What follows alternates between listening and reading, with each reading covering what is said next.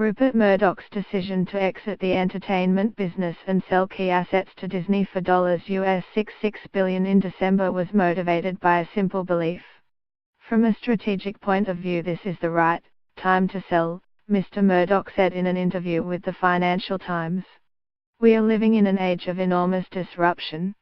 The octogenarian billionaire was convinced that even though the Fox empire he spent decades nurturing was vast, it will be able to compete with digital players like Netflix and Amazon.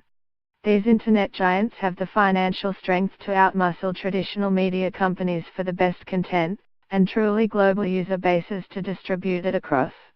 In video, Murdoch has retreated to the more familiar terrain of live news and sport, areas Netflix has said it won't touch, and that on face value, look more insulated against.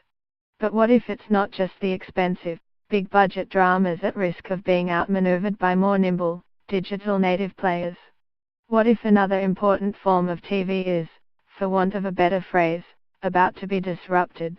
At least one other famous Australian thinks that is eminently possible. If he is right, the already beaten and bruised TV establishment should be worried. Jeremy Liu, raised in Perth, is one of Silicon Valley's top investors. He was made famous by an early bet on Snapchat that made his investors billions.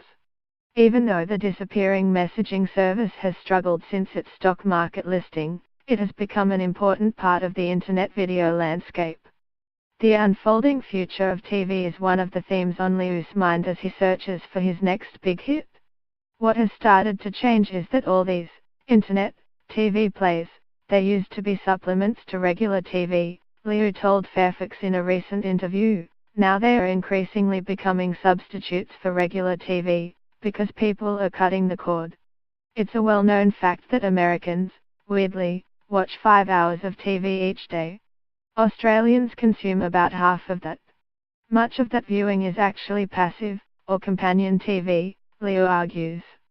For example, think CNN, on in a local context, Sky News, playing while you're in the office or in an airport lounge, or breakfast TV shows while you are getting ready for work, or cooking shows while preparing dinner, sports highlights in the evening. At the moment, this companion TV is still largely produced by traditional media companies, and distributed through the traditional mechanisms of broadcast and pay TV. As consumers quit pay TV subscriptions and increasingly stare at their phones, the economics underpinning these shows are also crumbling. That companion TV has all historically been covered by cable, but if people are cutting the cable cord, then it is going to have to be covered by these internet TV plays, somehow, Liu says. Liu's firm, Lightspeed Venture Partners, had made various bets that tie into this theme. It has backed Cheddar, a live financial news service aimed at millennials, that is expanding into general news, and HQ Trivia, a red-hot, live and interactive game show that is said to have attracted as many as 400,000 users. Both of these shows are streamed on Twitter, the social platform which has suffered its own struggles lately, but now appears to be pinning its hopes on live video.